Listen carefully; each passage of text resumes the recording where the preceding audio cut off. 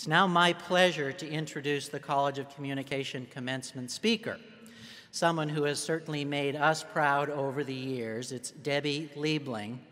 She made us laugh. Debbie came to Boston University from Miami, Palmetto High, my former hometown, to study broadcasting and film and graduated with honors. I don't want to step on her presentation, so I'll leave the details of her career path to her. But I must tell you that if it weren't for Debbie, the world might not know about Cartman and Kenny and Mr. Hankey and that insane, zany world of South Park. As a producer for Comedy Central, it was Debbie who signed Trey Parker and Matt Stone to a contract that committed those guys to making that trend-setting TV series that I think so many of us now know and quote from and laugh about. At the time when she did it, she thought it just might bring some attention to what was then a fairly obscure cable channel. Among her other zany but brilliant films are Borat, remember that Borat? The subtitle, Cultural Learnings of America for Make Benefit Glorious Nation of Kazakhstan. I love saying that. And Dodgeball, which is more recent. A few months ago, she was named President of Production at Universal Pictures, which, among other things, is now doing Robin Hood. And if you weren't sitting here this afternoon, I'm sure you'd be all out there buying tickets so that Debbie would get a nice raise. I'm sure of that. So, and anyway, Debbie is, not surprisingly, on the Hollywood Reporter's list of power women, and she's no doubt rising on that list. She's a big deal, a terrific woman, and an inspiration to all of us. Please welcome Debbie Liebling.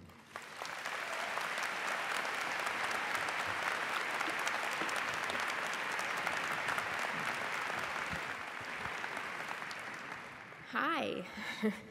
Congratulations to all of you. This is really somewhat overwhelming, having been where you were. Thanks, Dean Fiedler, and thanks for the honor of speaking to this impressive group. To prepare you, I wish I was funny as the work I'm associated with, but I'm not really. So this will be pretty straightforward. I want to be able to give you guys as much advice as I can. Once upon a time, on a beautiful spring day in May of 1981, I was standing where you are. I went to BU for undergrad. I majored in broadcast and film. I went to games at Fenway. I met my husband in the COM student lounge. We'd grab a bite to eat at the Greek restaurant on campus, which I noticed today is now a Barnes & Noble BU bookstore. My favorite club was called Spit, which I understand closed just a couple of years ago. And those were really good times. I met some amazing people. Many are still in my life. Some are famous now. Some have opted for quieter lives. But we came up together, and it all started right here. When I sat where you are today in my cap and gown, I didn't quite know what to expect from my life. I'll never forget a fellow graduate that day. I barely knew her, and she came up to me. She touched my arm and said, "You're really going to make it." She apparently believed it. I'm not so sure I did at the time, but it did mean something, and it stuck with me all these years. Clearly, so much has changed. When I went into the world, it was film or television or advertising or newspapers. That was it. No secret to all of you how much the business is changing today. Media and journalism are morphing into something totally new, something we barely understand at this early juncture. It's exciting and it's scary all at the same time. And it is the essence of opportunity, which I'd like to talk to you about today. I've got to do some really cool stuff in my career. Some of it was luck. A lot of it was what I call the snowball effect. I took a gamble at a small startup called MTV. I went on to a brand new, then unknown cable channel called Comedy Central. And along the way, I met some really funny people, Jimmy Kimmel, Matt Stone and Trey Parker, Sacha Baron Cohen. Stay at it. Find a good group of talented people to work with, and great things can happen. I didn't rocket straight to the top in my 20s. You don't have to be a wonderkin. I'm definitely a hard work, long-haul story. Those montages you see in 80s films that blow through all the elbow grease in 30 seconds, it doesn't really happen like that. So you should all settle in and enjoy your rides. What I thought I'd do today is give you some key lessons I've learned on my journey that I hope can help you find your own way. My first advice applies to everyone here today, friends and family alike. It is to listen. Really listen to your passion. Sometimes we tell ourselves we want to be things we think we're supposed to be them. You will discover your strengths by doing all sorts of jobs. The first few jobs probably won't be the right ones. You need to throw your hat in a few rings before you really get settled. So much of success is trying to fit into your own skin.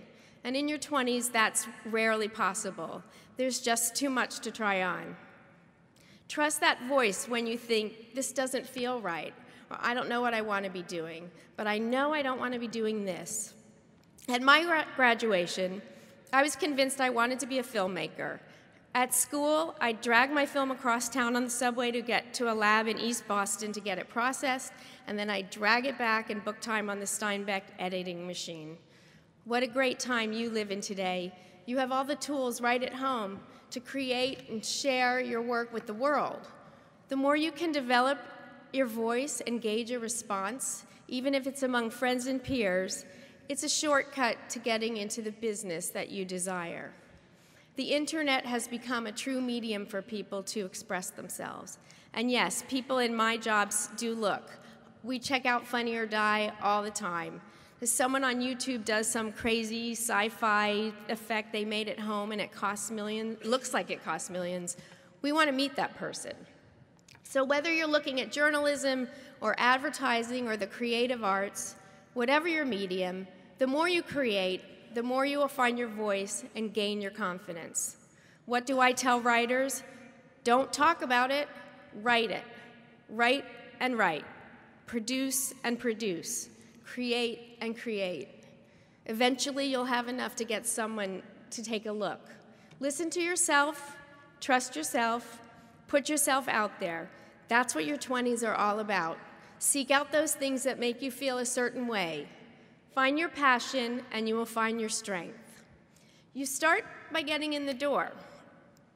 My first job, I worked in the fundraising department for WNET, the PBS station in New York. And let's be more specific. I was a secretary to someone who raised money, and more specifically, I got her coffee. I told myself I'd stay in that job for a short time, but I was in the door of a network, and I could use that access to try to take that next step. I would set mini goals for myself. I was going to double my salary in 2 years, which wasn't exactly that hard to do when you're making $12,000 a year in New York, but it kept me going. And while I worked my day job, I kept my toe in the creative side, doing things like making films with friends from BU and my growing community. I was still trying to stay true to my real goals and keep that machine as well-oiled and fine-tuned as I could.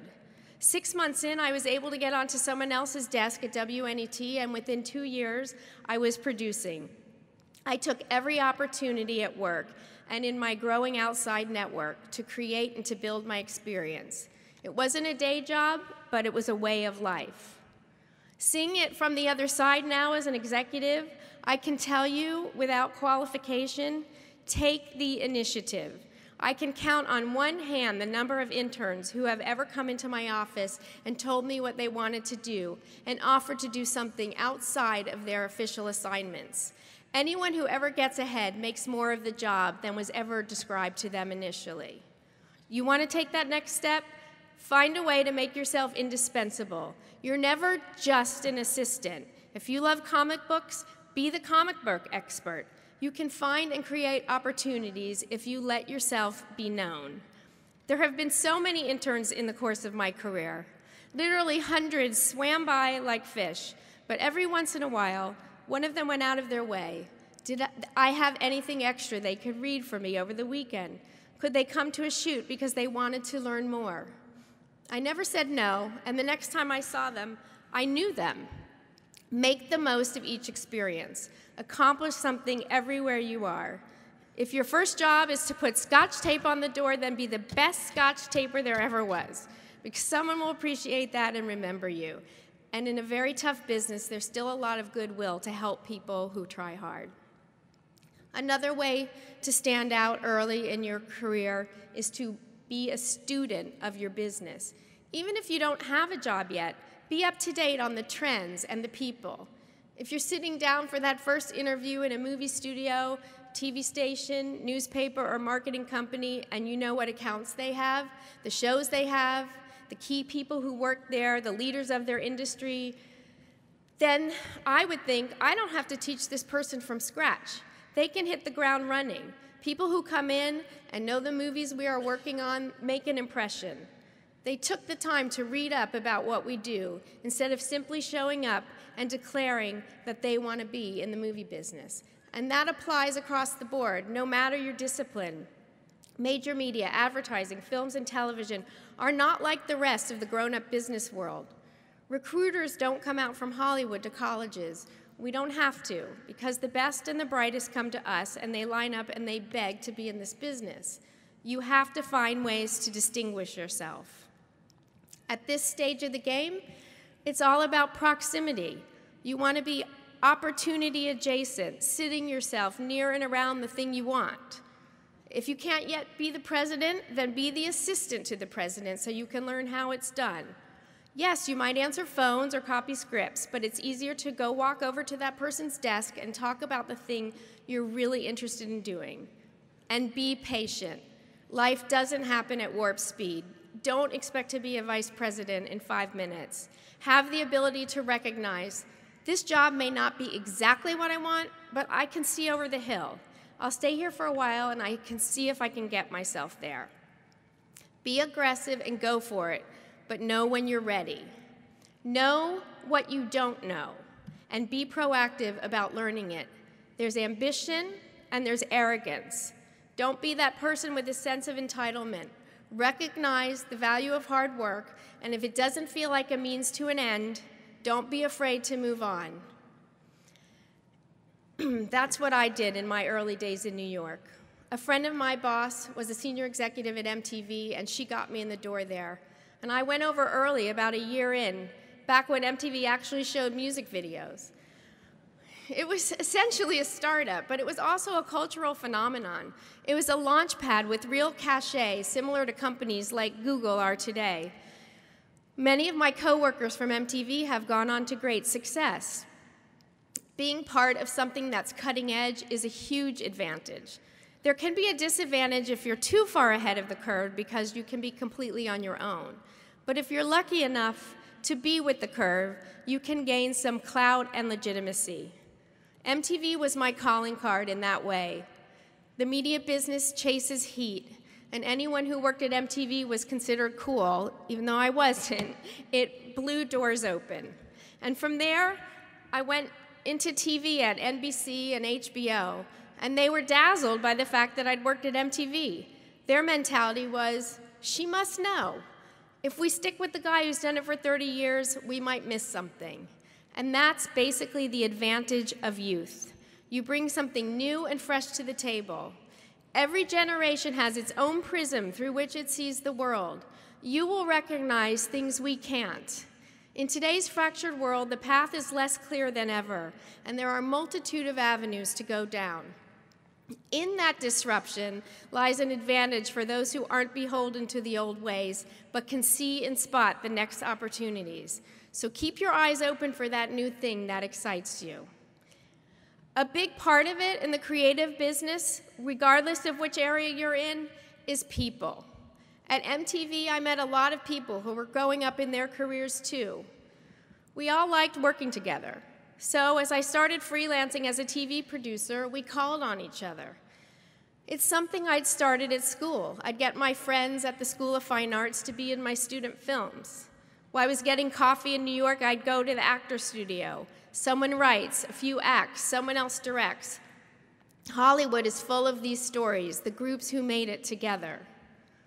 Before you leave today, take a moment to think about it. You know some of these people already. Many of them are sitting with you right now. Those people who excite you creatively. Take the time today to tell that talented person you've noticed over the years that you want to stay in touch. Bring each other up. Build that core group. Stay with them.